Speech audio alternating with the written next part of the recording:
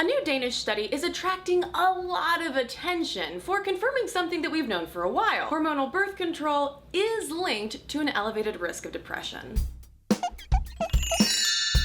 After following more than 1,000,000 women for research purposes, not to just be stalking creeps, the researchers found that of the women who weren't taking any hormonal birth control, 1.7 out of 100 began taking antidepressants in a given year, compared to 2.2 out of 100 for those who were taking some kind of hormonal birth control. That might not sound like that big of a gap, but once we zero in on the specific elevated risks associated with different types of hormonal birth control, the percentages start to get a little scarier.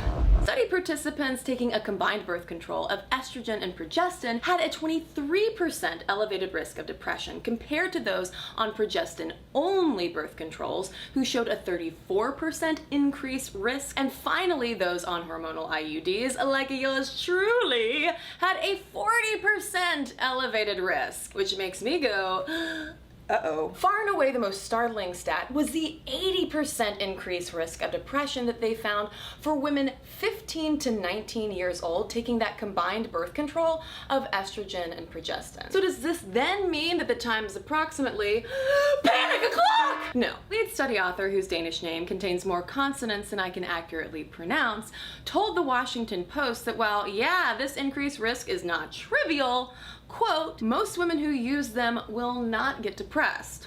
Nor is this the first time that we are learning about these kinds of relationships between our reproductive health and our mental health. A recent Harvard study examining relationships between our moods and menstrual cycles found that of women on hormonal birth control, 16% indeed experienced worse moods after getting on the pill, compared to 12% of women who were like, hey, this is actually making me feel better. While the remaining 71% were like, birth control is just like taking a chill pill.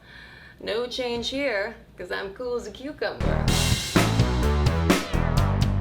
Which leads me to 3 important caveats when hearing about these understandably scary stats. First, as some researchers have stressed in response to this Danish study, sex, romance, and relationships that are usually associated with why we're taking birth control can also lead to depression. Like the old saying goes, first comes love, then comes orthotricycline. Secondly, for some people, hormonal birth control can actually help stabilize certain mood disorders like PMDD. And third and finally, before we go flushing all of our birth control down the toilet, consider how unintended pregnancies are also linked with postpartum and maternal depression. In other words, everybody's body is different. So when studies like these come out, it's important, yes, to pay attention to them, but look at more than the headlines and the decontextualized statistics. And also look at other studies. Investigate all the different types of birth control that you've heard about and that you might be interested in taking, and be aware of your own physical